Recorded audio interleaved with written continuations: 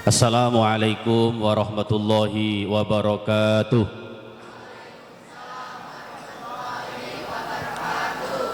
A'udzu billahi minasyaitonir rajim. Bismillahirrahmanirrahim. Alhamdulillahirabbil alamin wa bihi nasta'inu ala umuri dunya waddin. Shalatu wassalamu ala asyrafil anbiya'i wal mursalin sayyidina wa habibina wa syafi'ina wa qurrati ayunina wa maulana Muhammadin sallallahu alaihi wasallam wa ala alihi wa ashabihi ajma'in.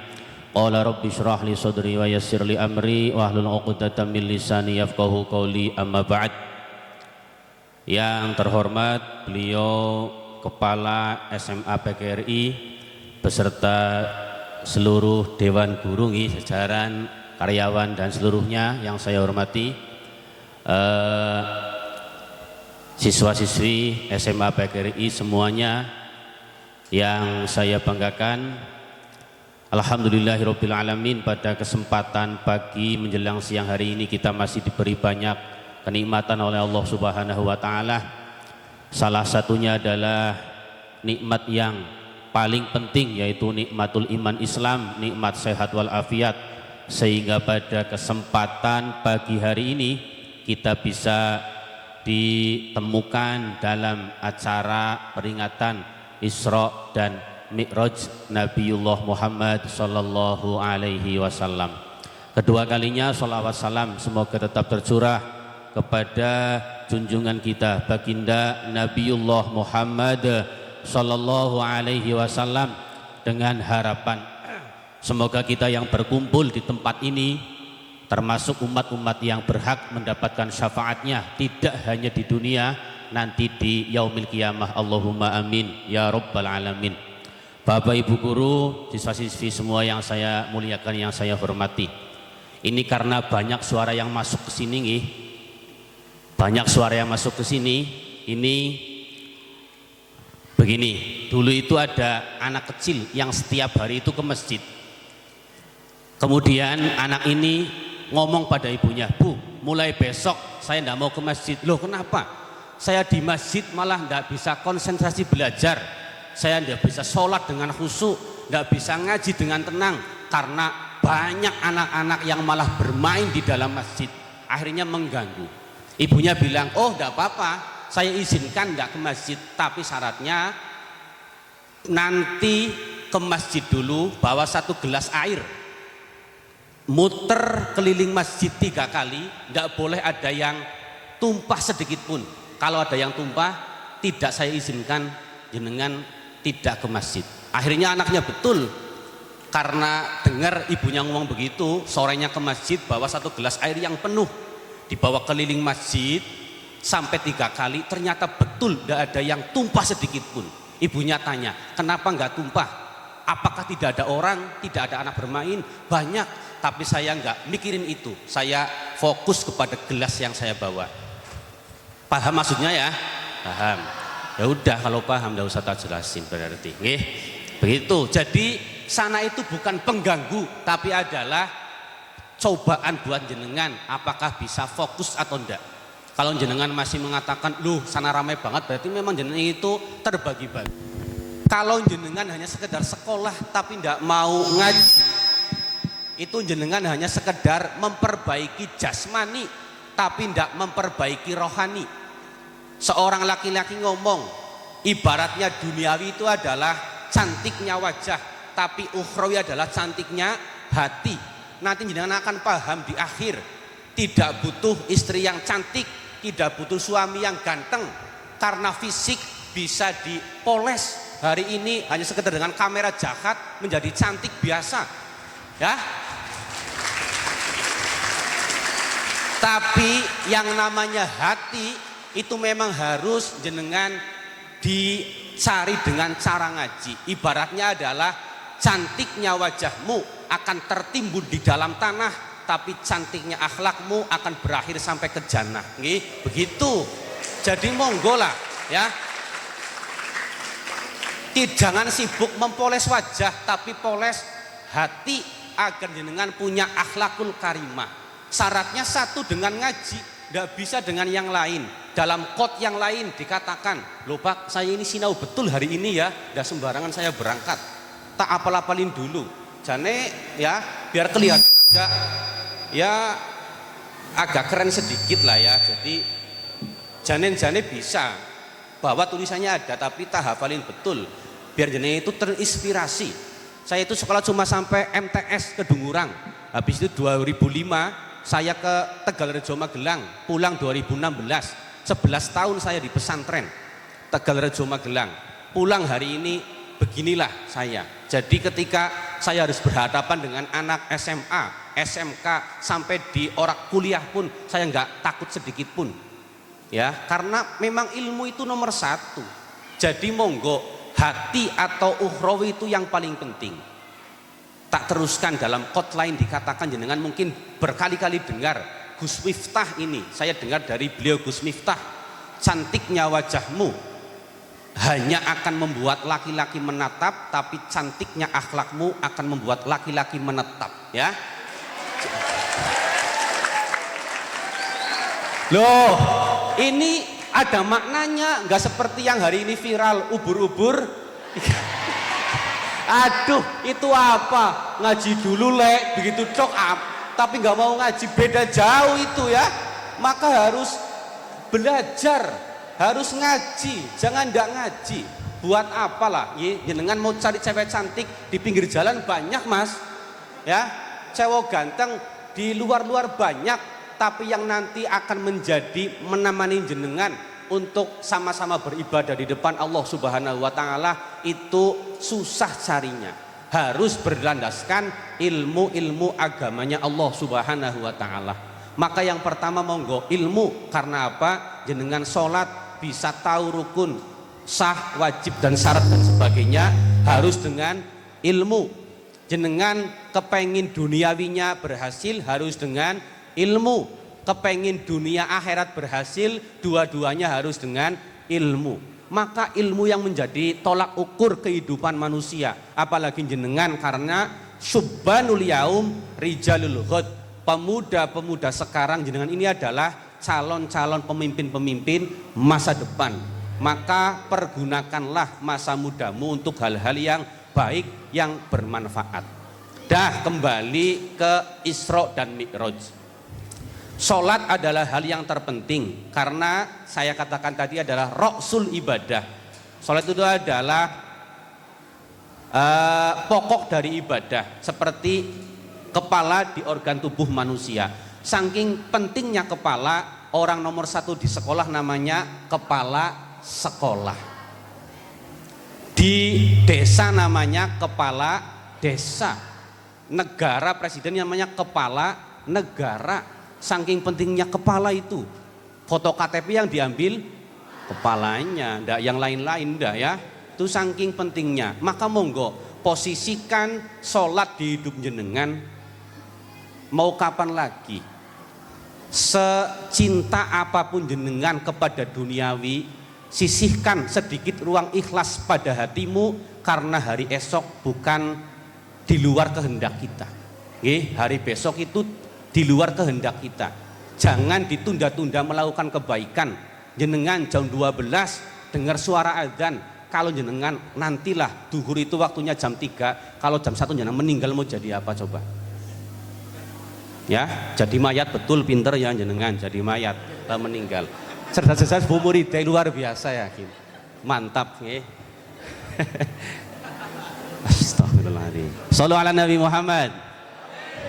Begitu nggih, satu dengan ilmu, buktikan dengan sholat karena nikmat semuanya itu adalah Allah yang berikan. Jangan sampai kita menjauh dari sang pemberi nikmat, pemberi rezeki dengan alasan kita mau mencari rezeki. Sungguh sangat ironis sekali hari ini banyak orang-orang yang tidak mau mendekat, menjauh dari sang pemberi rezeki dengan alasan mau mencari rezeki. Tidak nyambung sama sekali. Maka monggo jenengan sekolah monggo silahkan, tapi ngaji adalah nomor wahid, nomor satu. Di Kedungurang Pak Bu, pangapunten, anak-anak sekelas ini apalagi SMP itu sudah tidak mau ngaji di madrasah. Nggak tahu kalau di sini sudah tidak mau ngaji, banyak yang begitu. Apakah karena merasa sudah pinter dan sebagainya? Monggo, itu adalah introspeksi dengan diri masing-masing. Yang kedua adalah dengan cara bertakwa. Definisi takwa kalau dalam Alkitab, dalam syariat adalah menjalankan segala perintahnya, menjauhi segala larangannya.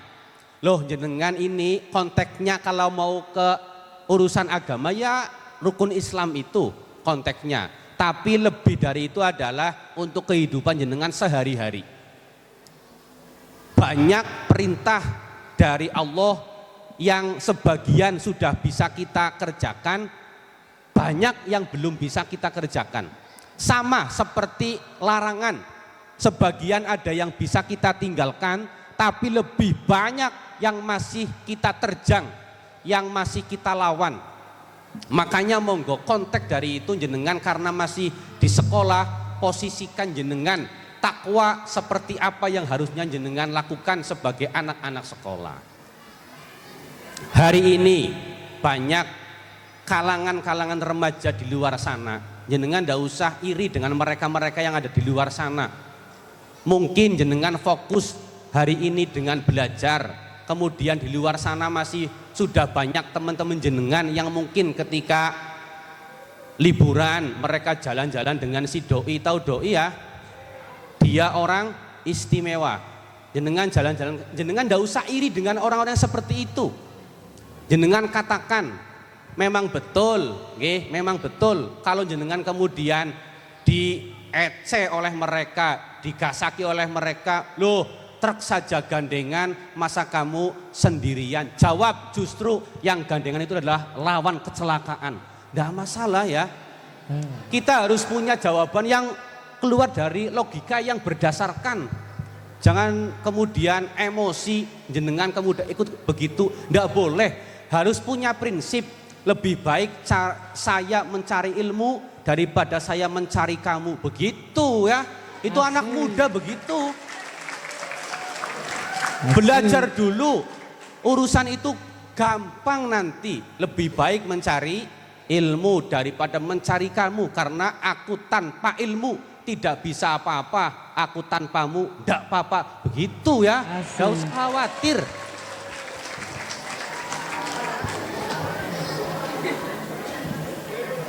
Aku tanpa ilmu rugi, aku tanpamu tinggal cari lagi. Kan enak ya. Makanya adalah santai saja, urusan begitu itu gampang nanti. Urusan itu gampang. Mungkin teman jenengan lulus SMP ada yang menikah. Memang betul menikah itu harus disegerakan seperti berbuka puasa. Tapi yang harus paham, waktu maghrib itu tidak sama semua di dunia ini ya. Jadi ada yang gasik, ada yang nanti, ada yang dan sebagainya. Itu urusan dunia, jangan dipikir untuk urusan dunia. Pertama fokus dengan ilmu dan dengan takwa. Jenengan monggo lah sebagai generasi-generasi yang nanti akan diharapkan menjadi penerus-penerus perjuangan para orang-orang yang terdahulu, harus dibekali dengan ilmu. Yang kedua dengan takwa. Itu nomor syaratnya itu. Yang penting adalah sholat 5 waktu. Monggo itu jenengan pahami betul, jenengan laksanakan betul. Sekali lagi, kalau tidak sekarang mau kapan lagi? Kalau jenengan tidak mulai dari sekarang, nanti malam kita belum tentu masih hidup, apalagi besok, apalagi lusa. Kita tidak pernah tahu jadwal kita meninggal itu kapan. Maka ketika kita masih diberi kesempatan untuk berbuat baik, jangan sekali-kali menunda melakukan sebuah kebaikan. Monggo, Isra Mi'raj tidak jauh-jauh dari sholat. Tapi yang akan saya sampaikan tidak hanya seputar itu. Karena mumpung ketemu jenengan jadi sedikit apa yang telah saya dapat di pesantren, semoga nanti ada manfaatnya untuk bekal kita di hari yang akan datang. Siswa-siswi, Bapak Ibu guru semua yang saya hormati, yang saya muliakan, banyak pelajaran penting dari hikmah Isra dan Mi'raj. Tadi dibacakan ayatnya, Subhanalladzi asra bi'abdihi lailam minal masjidil harami ilal masjidil aqsal ladzi barakna haulahu linuriyahu min ayatina. Satu surat diawali dengan subhanalladzi, padahal ayat yang lain diawali dengan alhamdulillah, alif lam mim ha mim. Satu-satunya surat yang diawali dengan subhanalladzi. Subhanallah itu biasanya dipakai ketika kita mendapatkan apa? Subhanallah itu biasanya dipakai ketika kita melihat hal-hal yang indah, apa? Luar biasa. Iya, menakjubkan. Ini adalah satu hal yang membuat manusia itu takjub, karena ketika Nabi turun dari Mi'rajnya, tidak semua orang-orang yang mendengar cerita Nabi itu langsung percaya, langsung iman, kecuali beliau sahabat Abu Bakar As-Siddiq. Makanya diberi gelar As-Siddiq karena manusia pertama yang percaya dengan Isra dan Mi'rajnya beliau Nabi.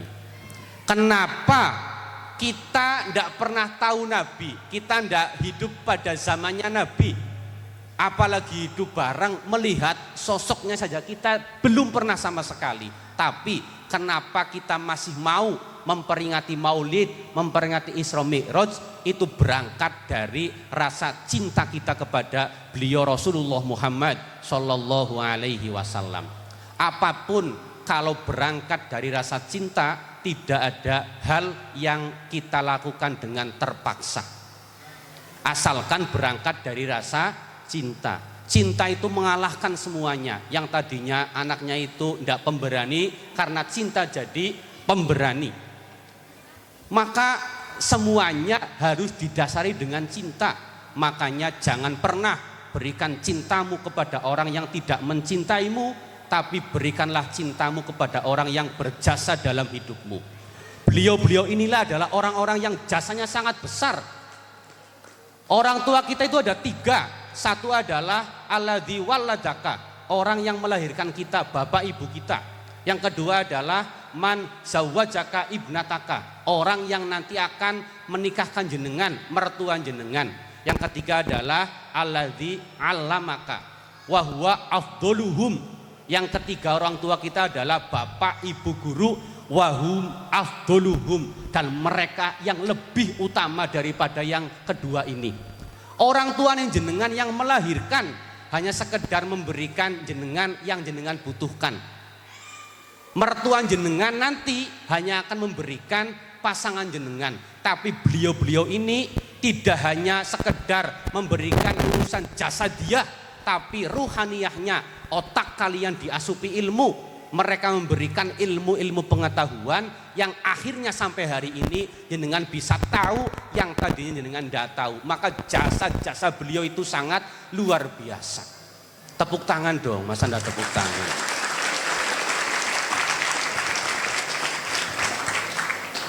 Dulu jenengan sudah dikasih tahu ya, pas lagi mungkin SD atau apa, yang hormati gurumu, sayangi teman, itulah tandanya iman. Jangan mireng Pak jenengan nggih, mireng. Udah begitu tidak apa-apa, namanya juga anak-anak. Itulah kalau jenengan pengen begitu derajat menjadi siswa yang budiman, budi perilakunya baik, maka jenengan harus hormati beliau, karena jasanya sampai kapanpun tidak bisa jenengan balaskan jasa-jasa yang sudah beliau berikan kepada jenengan. Maka monggo, sekali lagi berawal dari rasa cinta. Orang-orang yang mungkin alumni SMA PGRI di luar sana hari ini menjadi orang-orang yang sukses dunianya, jenengan lihat masa lalunya, tak jamin orang itu dulu ketika sekolah pasti hormat kepada bapak ibu gurunya. Kalau ada siswa-siswi yang kurang ajar kepada bapak ibu gurunya, tak jamin dunianya tidak akan sukses. Kalaupun sukses tidak akan bertahan lama. Kalaupun bertahan lama tidak akan berkah. Itu sudah jaminan duniawi. maka jenengan jangan sampai membuat beliau-beliau sampai meneteskan air mata karena tergores hatinya dengan rasa luka oleh perilaku dan ucapan-ucapan jenengan. Siap nggih? Siap nggak? Hormati, kalau ndak bisa bahasa yang baik, minimal bicara dengan nada yang sopan. Jangan tinggikan suaramu melebihi suarane beliau-beliau. Jangan tinggikan jalanmu ketika beliau sedang duduk atau sedang berada di depan jenengan. Itu adalah bukti kalau akhlakul karimah itu bisa kita buktikan walaupun toh jenengan masih berada di sekolah-sekolah ini. Ukuran bagaimana kita nanti akan menjadi orang-orang yang insya Allah dijadikan sukses dunia dan akhiratnya. Allahumma amin ya rabbal alamin. Bapak Ibu guru, siswi-siswi yang saya hormati, yang saya banggakan. Jadi berangkat dari peristiwa Isra Mi'raj diawali dengan rasa cinta. Kita itu tidak pernah lihat beliau Nabi, tapi kita punya rasa cinta. Kita tidak pernah lihat zatnya Allah bagaimana, tapi kita punya rasa cinta. Itulah yang namanya cinta itu bukan dari mata turun ke hati. Bagaimana cinta itu bisa dari mata turun ke hati? Kita tidak mungkin bisa mencintai Allah yang tidak kelihatan zatnya. Bagaimana orang buta bisa mencintai pasangannya kalau cinta itu dari mata turun ke hati? Tapi cinta itu adalah hakikatnya dari hati naik ke mata. Kalau sudah cinta, sejelek apapun pasanganmu akan terlihat cantik di depanmu. Sejelek apapun suamimu akan terlihat menjadi orang yang paling ganteng ketika berada di depanmu. Itu karena cintanya di dalam hati, tidak sekedar di mata. Ini bukti cinta kita kepada beliau Nabi. Kita tidak pernah lihat, tapi kita mau hari ini memperingati. Ini adalah hikmah Isra dan Mi'raj, bagaimana kita melakukan oleh-oleh dari beliau. Diisrokan, dimi'rajkan, kemudian turun membawa oleh-oleh yang rupanya adalah sholat 5 waktu, yang tadinya adalah 50 waktu. Ini bukti cinta Nabi kepada kita, pada umat-umatnya. Coba kalau beliau itu tidak cinta kepada kita. Dulu ketika Allah mendawuhkan sholat sehari semalam 50 waktu, beliau Nabi langsung nggih. Beliau jelas siap, tapi kita yang menjadi umatnya, kalau sehari semalam 50 waktu, sekolah tidak jalan, kita tidak bisa main dan sebagainya. Ini adalah bukti kasih sayang Nabi. Sampai nanti di hari kiamat, Nabi adalah orang yang pertama akan dimasukkan ke sorga. Ketika Nabi sudah di sorga, Nabi masuk, beliau rela keluar lagi, duduk di depan pintu sorga, memastikan umat-umatnya, ya kita-kita ini masuk ke dalam sorga terlebih dahulu. Ketika malaikat Jibril laporan, ya Nabi, umatmu sudah semuanya masuk sorga.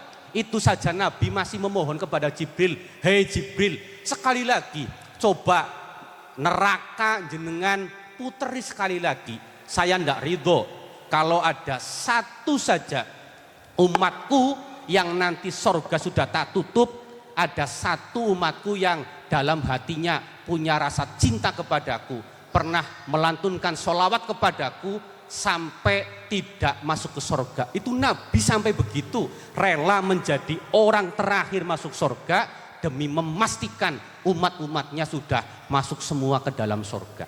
Maka jangan khianati cinta yang begitu tulus. Cinta yang paling tulus adalah cintanya Allah dan cintanya Rasulullah kepada umat-umatnya. Maka jangan sekali-kali jenengan berikan cinta jenengan kepada orang yang tidak ada jasanya sama sekali. Kenapa tidak ada imam, 2 imam dalam satu masjid? Kenapa tidak ada ruku dalam sholat jenazah? Itu tandanya jangan sekali-kali jenengan menunduk kepada orang-orang yang nanti akan meninggalkan jenengan. Hanya Allah dan Rasulullah yang tidak akan pernah meninggalkan kita. Hanya 2 ini, kau jenengan sampai memberikan harapan kepada manusia, pantas hatimu sering kecewa Karena yang kamu harapkan adalah manusia-manusia yang gampang berubah-ubah hatinya. Itu begitu, definisinya gampang. Berharap kepada manusia adalah ciri sederhana membuat hati kecewa. Jangan jenengan berikan harapan kepada manusia, tapi gantungkan harapan kepada Allah dan Rasulullah. Maka monggo jangan sia-siakan itu. Kurang apa sih hari ini kita diberikan? Banyak orang-orang yang tidak bisa bangun subuh, tapi paginya Allah masih bangunkan dalam keadaan sehat. Apakah ada cinta setulus itu? Jenengan pagi bangun tidak sholat subuh, tapi paginya Allah bangunkan kita dengan keadaan yang sehat tanpa kurang sedikit pun. Itu adalah cinta yang sangat luar biasa. Wong manusia sedikit dikecewakan, itu pasti adalah hal yang kurang baik dalam hubungannya. Tapi Allah, Rasulullah tidak pernah seperti itu. Maka sekali lagi, ayo kita tanamkan dalam hati kita satu ilmu belajar. Jenengan silahkan belajar sekolah, tapi pesan saya jangan sampai ndak ngaji, jangan sampai ndak belajar ilmu agama. Semuanya penting, tapi ilmu agama harus lebih dipentingkan. Jenengan lihat sendirilah di desa-desa jenengan, orang-orang itu mereka tahu kebutuhannya, tapi mereka lupa jalannya harus kemana. Ketika anaknya hamil 4 bulan, yang dicari adalah seorang lulusan pondok pesantren, kiai atau ustadz. 7 bulan melahirkan sampai mati, yang dicari begitu. Nanti di akhirat pun yang ditanyakan adalah soal ukhrawi. Bukan berarti sekolah tidak penting, tapi ukhrawi atau akhirat harus jenengan nomor satukan. Pagi sampai sore sekolah, malamnya sisihkanlah waktu untuk jenengan belajar agama. Itu harus, karena itu adalah murni ketika kita kepengen selamat, bahagia dunian wa ukhron, harus dengan ilmu syaratnya, tidak ada yang lain. Maka monggo, ini adalah satu pelajaran yang kita ambil dari Isra Mi'raj perihal ilmu-ilmu yang malaikat Jibril berikan kepada beliau Nabi. Ketika Nabi diisrokan, mi'rajkan, beliau itu naik dari langit 1, 2, 3, 4, 5, 6, 7 sampai ke Sidratil Muntaha, sampai ke Mustawa, di mana Nabi bertemu langsung dengan zatnya Allah Subhanahu wa taala. Dalam perjalanan Mi'raj, Nabi itu bertemu dengan banyak hal. Salah satunya, Nabi melihat sekumpulan manusia yang sedang menjulurkan lidahnya, kemudian dipotong, julur lagi, potong lagi, ila yaumil qiyamah, seperti itu.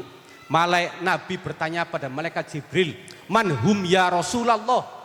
Ya Jibril, siapa manusia-manusia itu?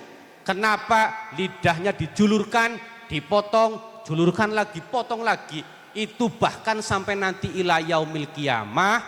Malaikat Jibril menjawab, itu adalah orang-orang yang di dunianya dikasih lisan yang sehat, tapi terus-terusan digunakan untuk menggunjing, membuli, menceritakan aib-aib orang lain. Biasanya ini apa ini? Jangan suka menghibah, ya. Ya, jangan suka menghibah. Kadang ada yang dinasihati, jangan hibah. Loh, yang saya katakan itu adalah kenyataan, yaitu namanya hibah. Kenyataan, kalau tidak sesuai kenyataan namanya fitnah. Jadi tidak ada manfaatnya menceritakan kejelekan orang lain. Sampai Allah bersabda kepada Nabi Dawud, ya Dawud, kam min lisanin fasihin akhrastuhu nganinauki bisyahadah likas roti waqi'atihi linnas. Allah berkata kepada Nabi Dawud, banyak orang yang lisannya fasih, banyak orang yang ketika hidupnya pintar baca Quran, pintar baca sholawat Nabi, tapi ketika sakaratul maut tidak bisa mengucapkan kalimat syahadat, ditalkin sama keluarganya Allah, Allah, gak nyaut belas. Ternyata ketika sehatnya, lisannya dipakai untuk menceritakan aib-aib orang lain. Ya, Itu bahayanya begitu. Kalau kumpul sama temen itu hati-hati, karena ujung-ujungnya biasanya itu kemudian menceritakan kejelekan orang lain. Hati-hati. Itu Nabi sudah melihat ketika dimi'rajkan. Kita jangan sampai masuk pada golongan-golongan yang seperti itu. Kalau laki-laki enggak begitu Mas nggih. Ya begitu laki-laki. Itu biasanya itu kaum-kaum sebelah sini ini. Karena perempuan itu kan keturunannya Nabi Hawa. Hawa itu kan begini wah, jadinya senangannya itu wah begitu ya. Kalau Adam kan Adam mingkem, jadi nggak begitu banyak bicara. Itu memang keturunannya begitu, nggih. Jadi monggo jaga lisan kalian, jangan sampai menyakiti hati orang lain. Sakitnya jasad sehari dua hari sembuh, tapi sakitnya hati karena ucapan itu bisa seminggu dua minggu, sebulan dua bulan, kadang sampai tahunan nggak sembuh sakit hatinya karena perkataan kita yang menyakiti. Maka jaga lisan kita. Yang kedua, jaga tangan kita. Nabi itu dulu sudah dulu banget, manusia yang sempurna itu Islamnya adalah orang yang selamat min lisanihi wa yadihi. Kenapa harus ada wayadihi coba? Hari ini terbukti banyak orang yang tidak ngomong tapi kemudian ditulis dalam status sudah jam tengah 10. Udah sejam nih Pak, kula mau sejam Pak. Masya Allah, tidak terasa. Nggih, begini, lisannya nggak ngomong tapi jenengan nulis di status.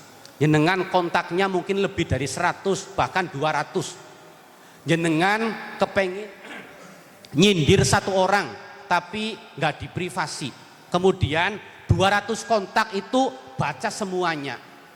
Ada yang merasa, loh apakah ini saya? Loh apakah ini saya? Berarti tidak cuma satu orang, tujuannya satu orang, tapi yang kena banyak orang. Itu bisa menjadi dosa jariah yang kadang tidak kita ketahui. Hati-hati. Kalau memang laki-laki nggak terima, datangi orangnya, cak berkelahi sekalian, begitu Mas ibaratnya ya. Jangan sindir lewat status. Hari ini bahaya banget. Wong kadang apalagi jenengan, orang-orang yang sudah menjadi mahmud, mama muda nih, itu kadang bertengkar dengan suaminya ditulis di status. Ya, jangan sampai begitulah nih. Monggo, karena muslim yang sejati adalah orang-orangnya itu satu selamat dari lisan kita, dua dari tangan kita.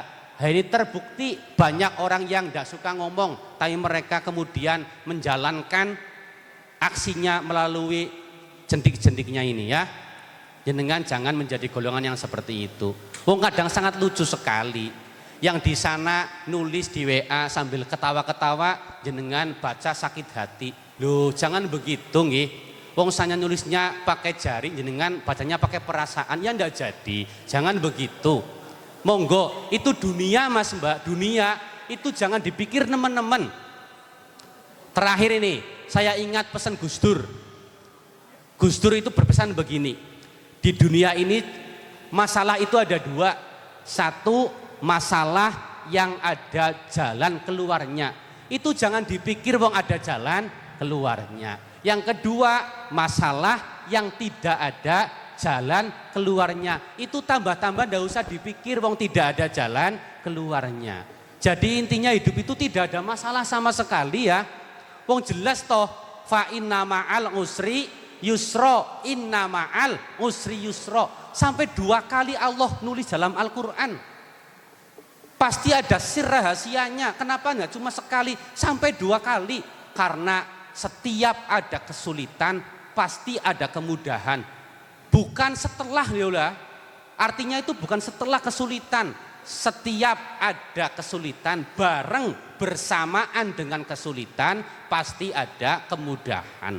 Itu jelas, enggak usah dipikir. Jenengan ujian dikasih soal 145 milih ABCD, yang 5 isi tertulis. Saking bingungnya jenengan kemudian jawabannya nulis soal lagi, kan biasa begitu.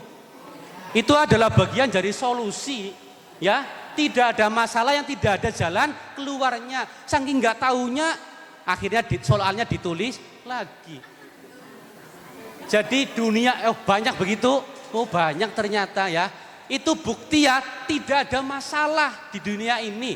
Asal kita mau berhusnudzon, asal kita mau berprasangka baik kepada siapapun, khususnya kepada Allah Subhanahu wa Ta'ala. Hari ini angin yang sangat begini pasti ada banyak manfaat yang kadang tidak kita ketahui. Maka sekali lagi Bapak Ibu guru yang saya muliakan, teman-teman yang saya hormati, monggo berangkat dari Isra Mi'raj. Sekali lagi jenengan silahkan sekolah, tapi jangan sampai tinggalkan ngaji.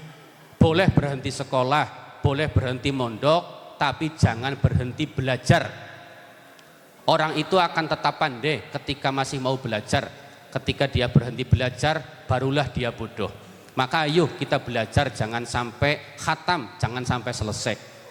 Yang kedua, jangan tinggalkan sholat 5 waktu. Tak ulangi, kalau sholatmu tak dijaga, duniamu susah, akhiratmu gelisah. Tapi kalau sholatmu dijaga, duniamu tenang, akhiratmu aman. Kalau impiannya tinggi, sholatnya jangan nanti-nanti. Kalau impianmu lebih dari 1, jangan sholat di akhir waktu.